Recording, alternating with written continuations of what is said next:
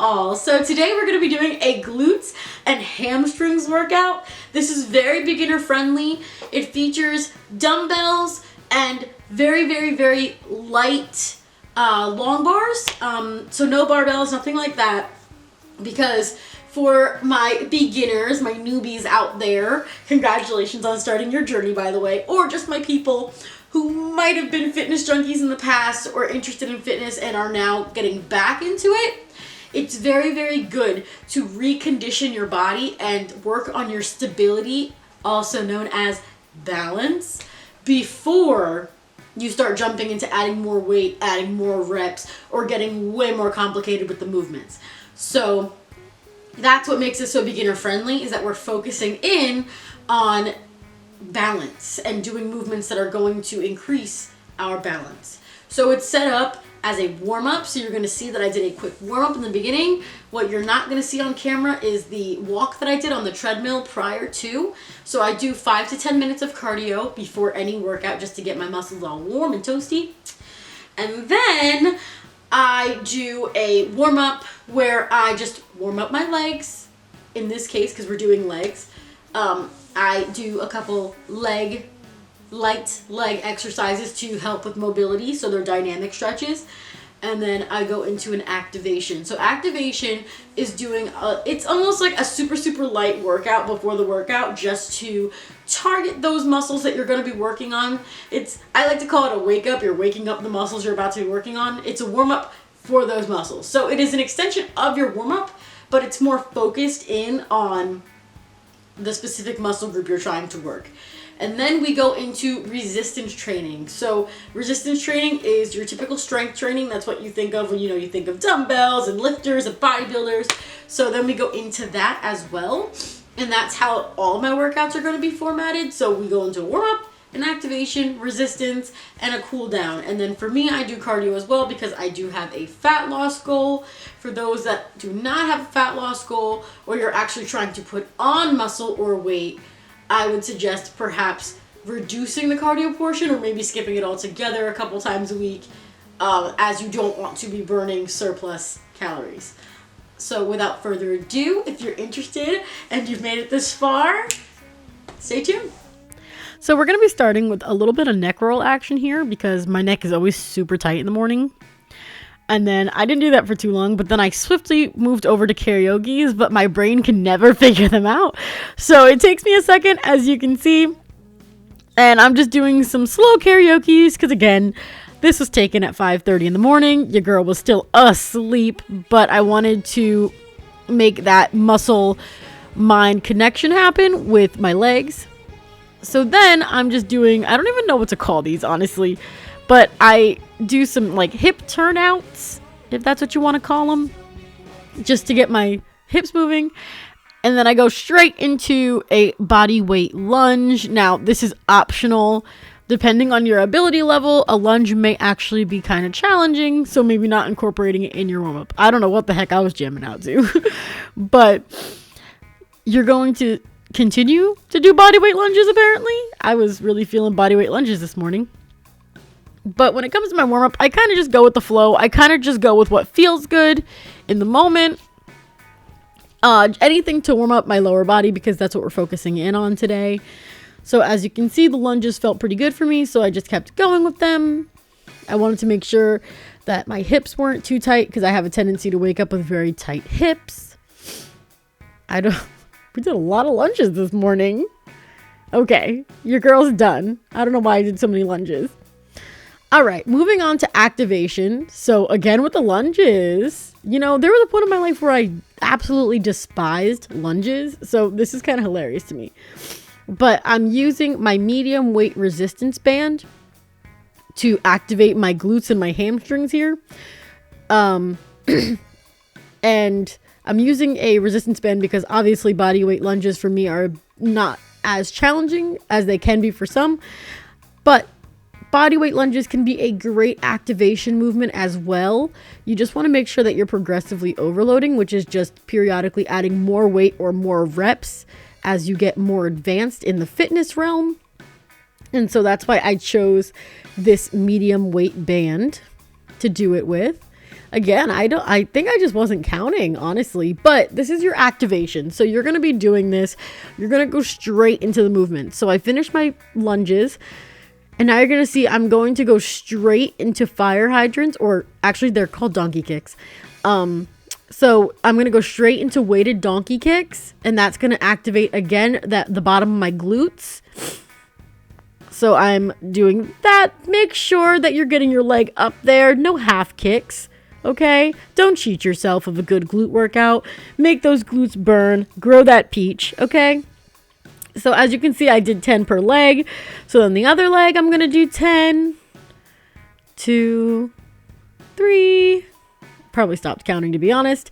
But these are donkey kicks. I'm definitely starting to burn here. And if you start to burn during your activation, that's not that bad. Honestly, it's a good sign that you're activating the right muscles. So please don't be too concerned. And then we're going to go straight into clamshells. So you want to have your knees at about a 45-degree angle. So your legs are going to be at about a 45-degree angle. And then I did that because your hand is going to support your head. Your other hand is going to support the front of your body. And as you can see, my bottom leg is on the ground here, but you can also lift it if you need more of a challenge. So you could lift that bottom leg, but make sure those heels are staying together. So here I lifted just to show you. Oh my goodness. I could tell that was burning. I had to move that resistance band down because it was a little too high up. Your girl's short. Okay. And then I just moved myself over and I did it on the other side. So you want to make sure you're doing it on both sides. Pardon my bedhead. I definitely rolled out of bed this morning a little late to get to the gym. But yeah, you're just going to do 10 more on the other side. And you're going to do this for as many sets as possible within a 6-minute time frame. So you're going to set a timer for 6 minutes. And you are going to do as many sets as possible of these 3 movements. Okay? So set that timer and make sure you are doing these movements slow and controlled to get full activation of those muscles. Don't cheat yourself of a good workout. All right, so we're taking that resistance band off and moving on to the next exercise, which is resistance. So we are starting with a hip thrust. That little towel on there is my sweat towel. And you're going to want to make sure that you're using a hip thrust pad or some sort of cushion because your girl was like crushing her uterus here. But I generally hip thrust with a dumbbell or a barbell. So this was different for me. I also generally use a bench or one of those Plyo soft boxes, but I wanted to show a convenient alternative because I know most gyms have those step-up boxes. So you can easily just set up a step-up box if you're a shy gym girly. Find a corner and use one of those long bars and make sure you're activating those glutes. Get those hips all the way up. Now here's the problem with the long bar. You really can't slide it off of you, which is a problem. But anywho, moving on to step up. So I'm sure we've all seen these before. I'm doing some quick step ups because I don't have weights in my hands, so I'm trying to keep my heart rate elevated.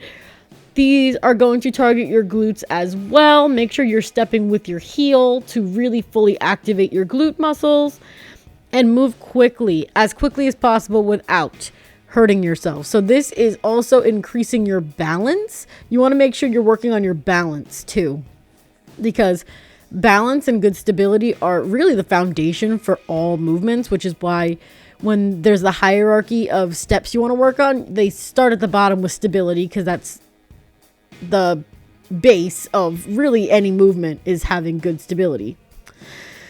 So as you can see, still doing step ups. I'm doing 20 of them because I'm doing 10 per leg. So it seems like a lot, but I'm really just doing 10 per leg.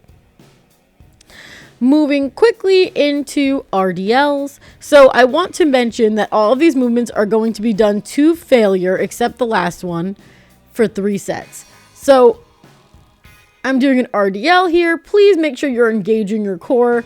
I'm still working on these. My form is not A1, okay? So don't replicate me. But really, you just want to make sure you're putting your weight in your heels and feeling it in your glutes. If you're feeling it in your lower back, you are not engaging your core and you could hurt yourself. Additionally, make sure you keep that chin tucked. I'm awful about that, and then I correct myself there. But you want to make sure you're keeping your chin tucked or at least neutral with your spine, because you don't want to hurt yourself. If you do these incorrectly, you really could hurt yourself, which is why I suggest starting with very light dumbbells. You really can't go wrong. All right, so the last movement is called Good Mornings, and I tried to show you that we're doing a hip hinge, but almost killed myself in the process. So I did this with very lightweight to demonstrate, but you're going to hinge at the hips and tighten that core. Hinge at the hips and tighten that core, but while bending forward. So it's a forward movement, but you're hinging at the hips. You are going to feel this in your legs though. So continue to hinge at the hips, bring yourself back up. Hinge at the hips and bring yourself back up. Now, increase the weight if these become too easy. Really, the rule of thumb is if you can do 10 to 12 reps of anything easily, you should increase the weight. Your starting weight should really be something that you can do 6 to 8 reps of if your goal is strength, because you could always just get stronger. If your goal is weight loss, I suggest using lighter weights because you're keeping your heart rate high by doing many reps quickly. So because my goal is fat loss, all right, I'm going to be doing lighter weights, but I'm going to be doing way more reps. So here I'm doing 10 to 15, depending on the set. But that is going to keep your body in a high cardiovascular rate state so that you can keep that fat loss happening. And then I just took the weight off my back because your girl was tired. And that's the workout. I hope you enjoyed.